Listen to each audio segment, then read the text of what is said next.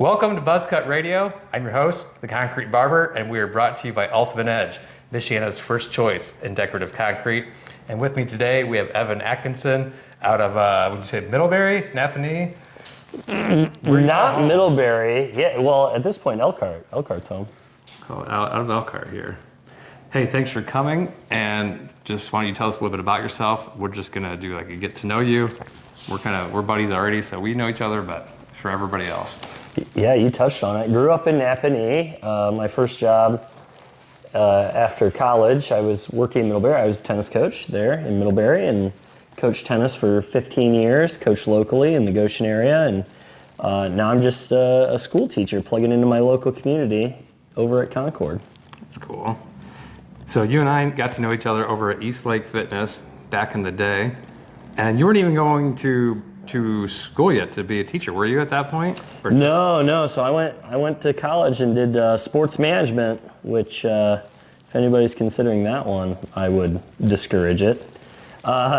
Through East Lake, I was teaching tennis lessons, coaching tennis, and that's when I really decided that teaching would be a more ideal path for me. So I went back to get my teaching license later. Why did you choose sports management? Because I love sports, and I thought that made a lot of sense for me to go to school for sports, because I was a kid and didn't recognize that kind of, pigeonholed me into a less desirable profession than other things, right? So my sales pitch was always to other people who were thinking about sports management. Are you sure you want to do that? Because you can do business management or marketing and still get a job in sports, but you could also get a job in business. It did not really work both ways for me. Does that make sense? Yeah. Like if I'm a sports management major and I'm trying to get like a regular, let's say, business job, people kind of laugh at you a little bit. It's like fake. But it doesn't work the reverse way. It's like me saying going to get my going to a place to work to do color. I'm like, but I got my barber's license, and they're like, yeah, dude, but we do color. Right. Sure. Exactly. But the other way around. Okay. Yeah. So like sports all my life, huge part of my life. So that's why I teach PE now. And you played tennis growing up? I played every sport growing up, but tennis is the one that got me into college and kept giving me a living for a while. Dude. What year did you start teaching? Like tennis, like teaching in a school. Correct, like you got your teaching degree. Yeah, January 2016 was my first year teaching. Oh, that's incredible. Okay, so a year before I started in here at the barbershop. Mm-hmm. Dang. Yeah, it was good. Started off strong, and then, the COVID stuff happened, and that was awkward because I still felt like a new teacher, during that. So it's just navigating. Maybe it was actually better, though, that I didn't have a ton of experience before that. Because you didn't have a lot of perspective of what was. Yeah, exactly. It's like, everybody was learning new things, and maybe it's easier for me since I had just gone through that, went through the whole COVID thing, and now we're trying to get back to normal again, and it's been great. I love my job. What do you like to do with your free time? Before we were talking a little bit about your podcast, and yeah. And so what's that about?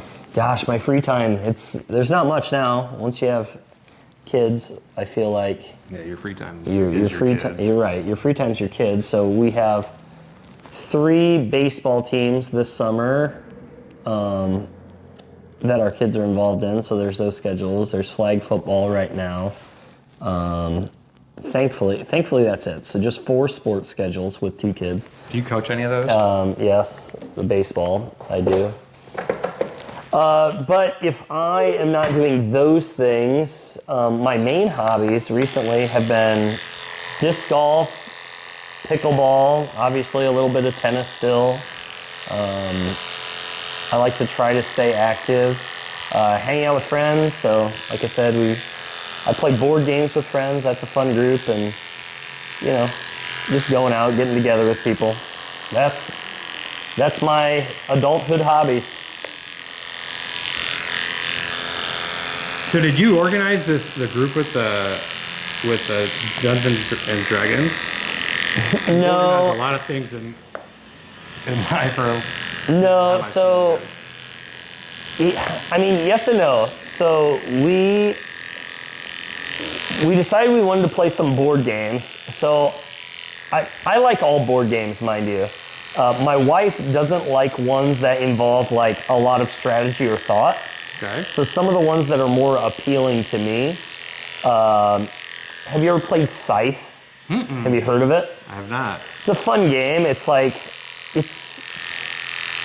I would say it's like Risk, but it's really not like Risk at all. But it's a style like that takes just a lot more thought and strategy in how you want to win.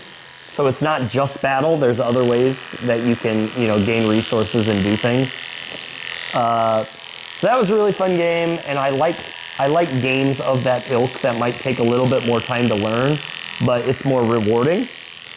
So as we were getting together once a month with friends playing these games, it was kind of a rotating crew of people who were available to play on given days.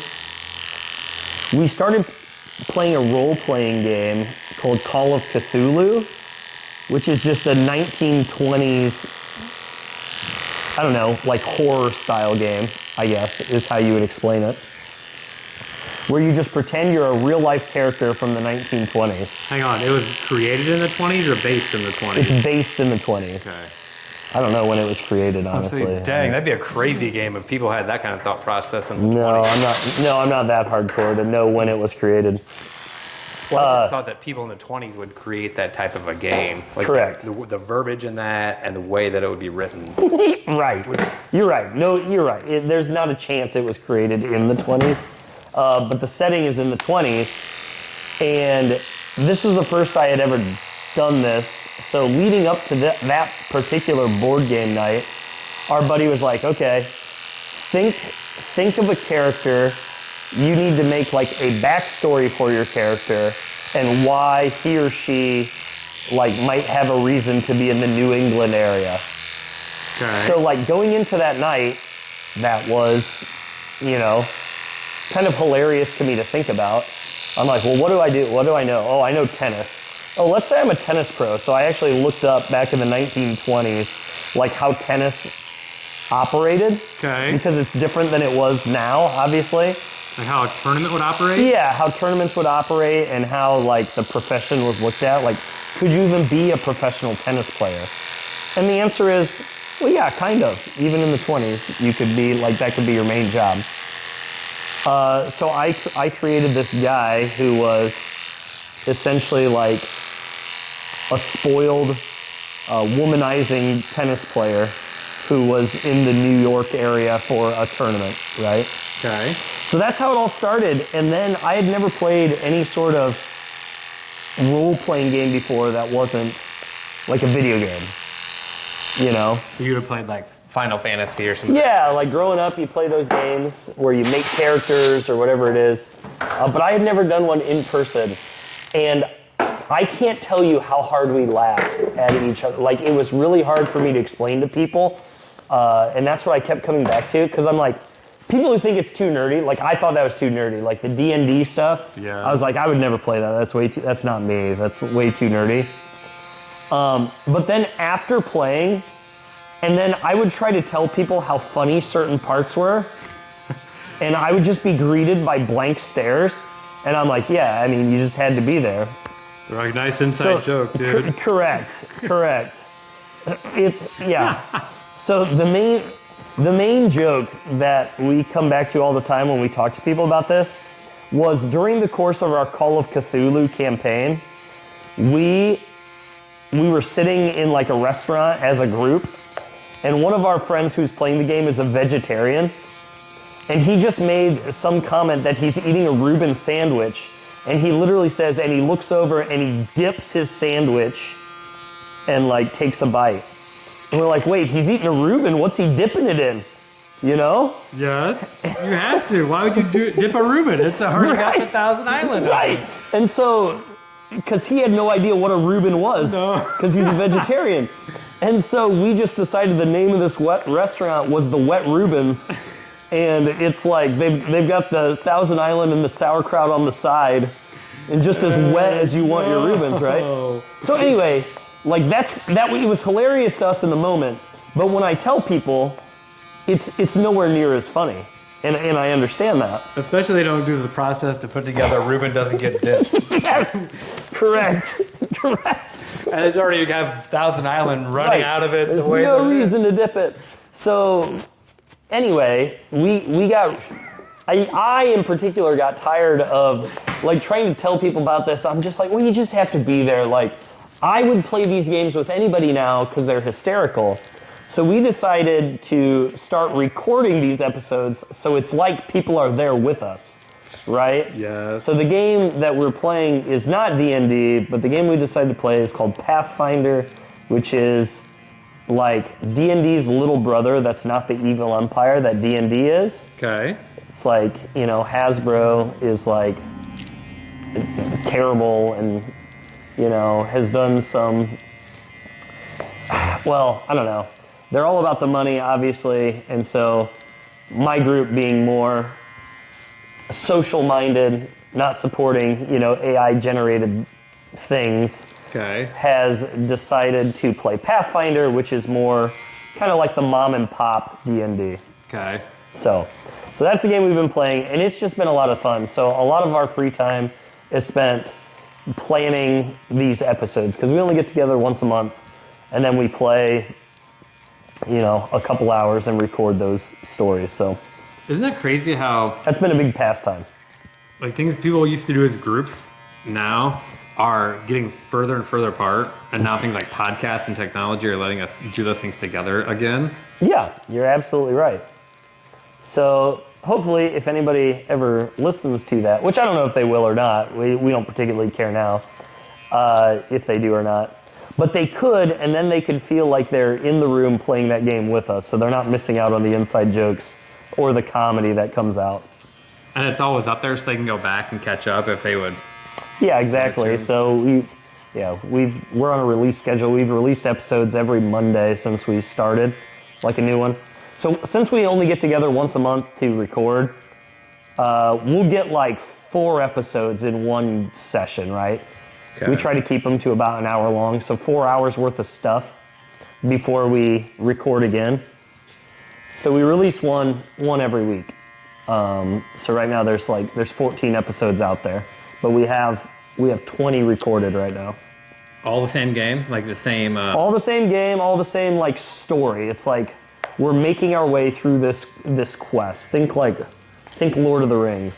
So when does the quest end, or how does it end? Well, that's a great question. We don't know. The guy who's kind of leading the game in this case, and these are all new things to me that I'm learning. So the DM, or we call it the GM in this case, not the dungeon master, but the game master. He's kind of the one deciding. He's created this world, and we're trying to piece together clues to get to a finish line to complete this thing. But we don't know how long it's going to take. It all depends. And it seems like every time we get together, we do a variety of things that he has never planned on at all, you know? So then that's what makes the role-playing aspect fun. You just make it up as you go. So did he put an objective in there, and it's like in an envelope that's sealed, that he's not just constantly moving the goalpost on you guys? Or no, he potentially could be moving the goalpost for all we know. Okay. He says he's not. You know, he knows how the things that we need to do to complete this. And it's his job. I mean, think about it. These guys are trying to lead the party to, you know, some sort of conclusion. And it could be the death of the entire group, you know, but the conclusion is out there, and so we're slowly making our way towards it. He could say, I want to make this game as whatever for new people, or last as long, or whatever thing. Yeah, so they do it a bunch of different ways, and like I said, I am new to this world. Like 6 months in, I still know basically nothing about these games, but there's lots of ways you can do it. You can create your own thing, and in these circles, those are called homebrews. Okay. If you homebrew your own game, you're basically creating everything about it. Or these game companies, so I'm sure Hasbro does the same thing, Wizards of the Coast or whatever they're called, that run D&D, they put out, and in our case Pathfinder, Paizo is the company, they put out what are called adventure paths that are basically a full story, and then you create characters and you go along the story. So you potentially could read the story ahead of time, or what we're doing the next time when we eventually finish this, what I would consider a homebrewed campaign. When we finish that, our next job, we are going to do an adventure path that's already kind of pre-made, like it basically has the big objectives listed, and then your game master just kind of creates the pathways that you can get there.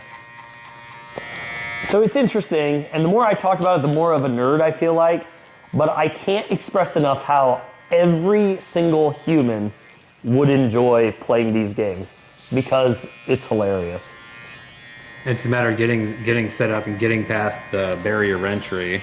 Correct. Of getting there. Correct. And so that's what, when we started the podcast, it's like our first session, it's like the first 4 episodes on our podcast, we're kind of learning the game and talking through things, and it's not great listening. Like, I think the first episode's okay, 2, 3, and 4 are like kind of a slog because we keep having to like look up rules and like, are we doing this right? But I would say from episode 5 on, it's actually really good and entertaining. I'm biased, but I listen to it and I'm laughing the whole time. Like things that I miss while playing. I didn't even hear that person say that, but that's hilarious. One little comment here and there that. Or, if we listen back, because we won't play for another month, right? Yes. And so by the time we get to I forget the things that have happened in our last play session. So I can listen back and be like, oh yeah, that's probably important information that I need. Well, that's cool. Right. It's unofficial note taking.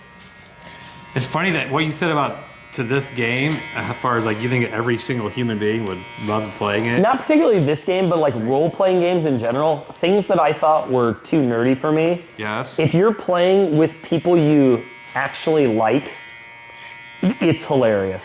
It'd be no different than playing apples to apples or Cards Against Humanity. Yeah, it's a board game where you get to pretend you're somebody else. That's incredible to me because that's exactly how I feel about blockchain in general. I'm like, every single human, we're gonna love this if they get exposed to it in the right capacity, the right whatever. Right. That's true, because it makes sense. Because it makes sense. But the world and whatever we live in is way too difficult for that. Right. Have you ever been invited or gone to like one of these murder mystery parties? No, but somebody that comes in here is regular just had one at their house. Yeah. And they probably said it's hilarious. Yeah, and fun. I looked at the pictures and I thought that would be an incredible time to do that. So that's basically what we did. We actually had one of these like in, I don't know what it was, November. But yeah, it was a good time and it's just very fun and funny.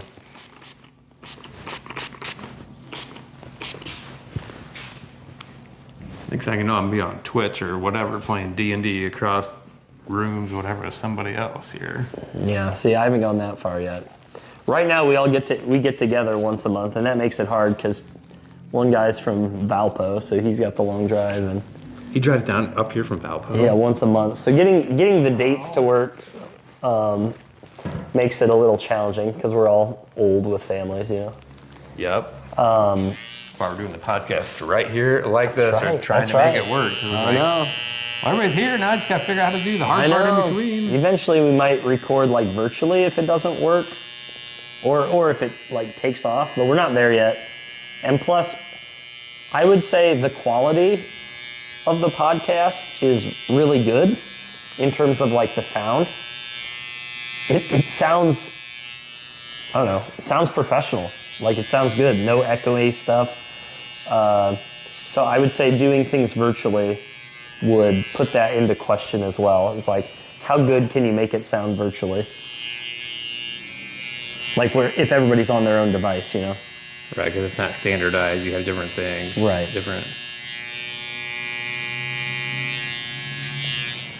But yeah, so that's me in my free time. What about you? What's your free time? Well, man, my free time is the crypto, the blockchain. Yeah. Doing battle plan. Which recently they've had to migrate chains. I'm not sure if I mentioned that when you were in before or not. You just told me people were trying to abuse the system is the last. Okay. So yeah, so the Vietnam people are still farming the game and still doing it. And somewhere in there, the game people realized they needed to move chains. So does that mean anything to you? Yeah, kind of. I think I can understand that. So basically, whatever they had built it on got too busy, and the gas got crazy expensive, and the company is paying for the gas, and so it doesn't make the game profitable. So they're kind of going to this like layer 3 called XAI, XAI, and what is set up to like a gaming level 3 on the chain they're already on. Okay. Which kind of like you, every time I explain it, I feel more and more right. nerdy. Because you're like, I know people haven't heard of this, but I'm going to say it anyway. Yes. Where essentially what that is like, oh man, I don't know how to explain this.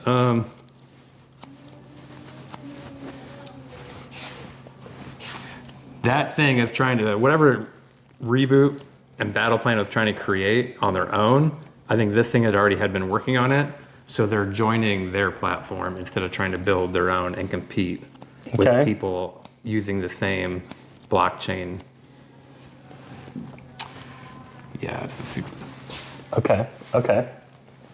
So they migrated chains. They're in the middle of migrating chains. So haven't changed yet, but that's what it is. And then can you play while they're migrating? Yes, but all the issues they've had, basically the only people right now are playing are the Vietnam farmers. Because all of us regulars had said, okay, so you guys are going to completely change the game with a game update when you move chains.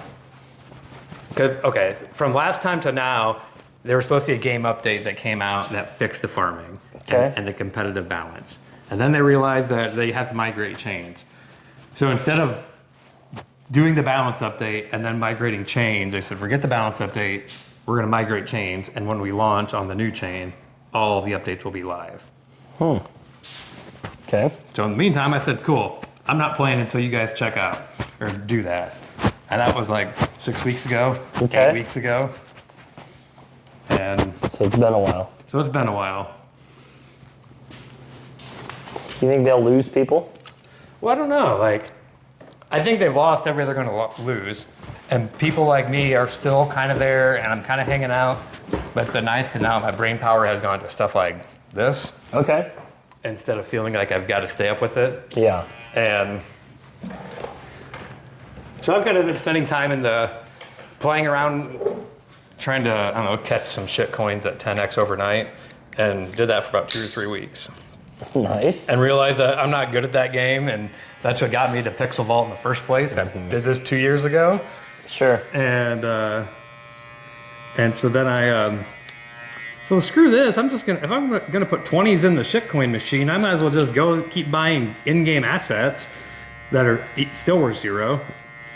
And maybe when the game comes back, then I got some more cards that were way cheaper than they were a month ago. Right.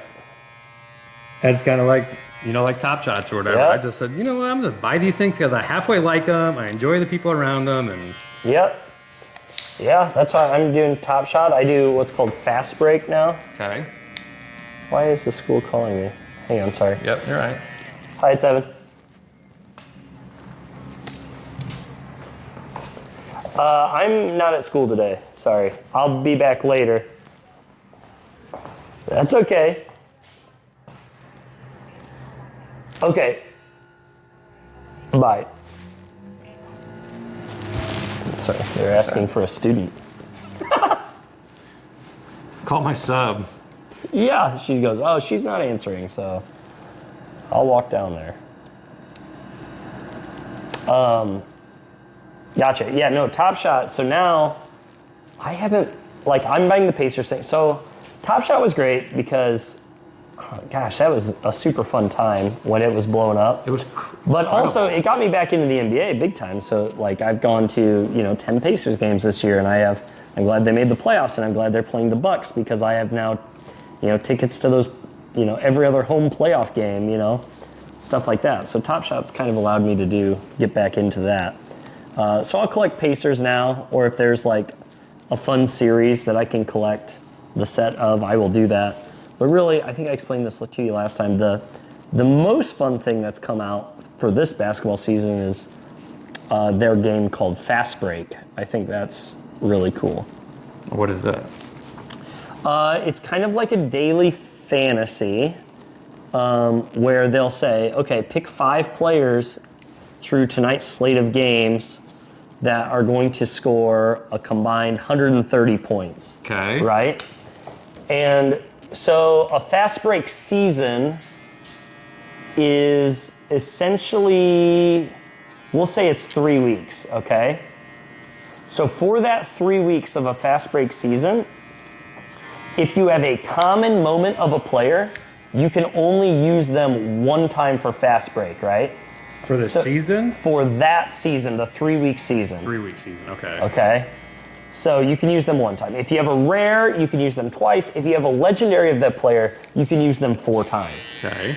So like 130 points. So it's like, okay, I want Luka. Well, if I put Luka in here, I can't use him for the rest of, the fast break that season.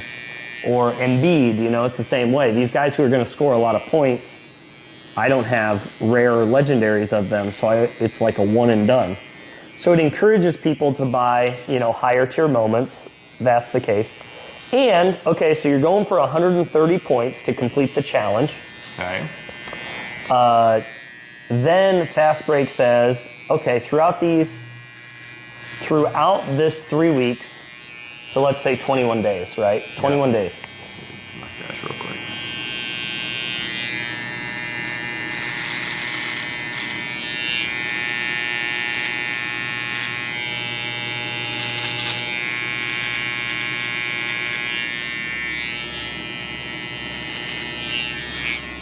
They're like, okay, throughout these 21 days, if you beat the challenge 4 times, you get a basic pack. It's got 2 common moments in it. If you beat the challenge 8 times, and every day is a different challenge. So it could be like I gave you the 5 players for 100, it's always 5 players. I gave you the one that's 130 points. It'll be like pick 5 players who combine for 10 blocks and 30 rebounds, Okay. So, Oh, so it's DFS. So it's something different. Yeah, it's DFS, but you're picking something different every time. So if you beat it 8 times, you get a bigger reward with like chance at rare moments. And if you beat 12 times, or was it, I think it was 13 last time. If you beat the challenge 13 times, then you get an even larger reward with like chance at legendaries. Okay. Okay? So that makes it really fun because it encourages people to buy better moments.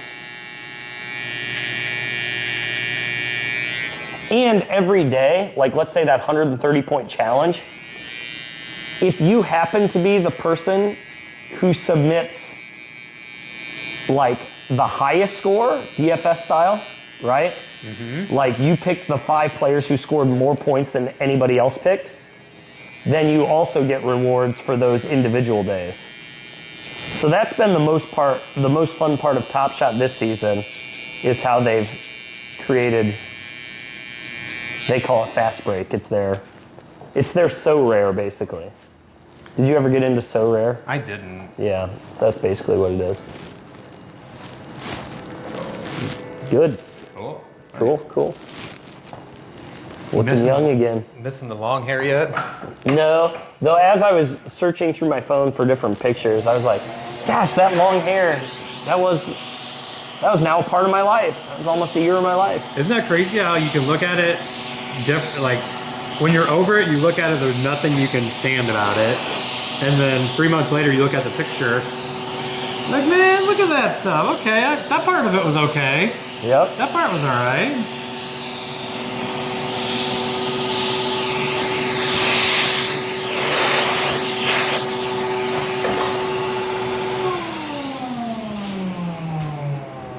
But yeah, free time is at a premium. Even this summer, I'm a teacher, I should get the summer off. It's like, I feel like I've got two you- free days in June. Anything Yeah. with tennis at all? Yeah, I'm gonna do more tennis this summer on my own, I think. What age do those camps start? Which camps? Kids camps. Like, can I take my 6-year-old to a tennis camp this year? Yeah, you could have taken her when she's 4. Oh man, I'm behind the ball. Is it too late to sign up? Nope. No. The main one here in Goshen that Doug does, he probably hasn't even announced like full signups yet. It normally starts the week after kids get out of school, so that first week of June.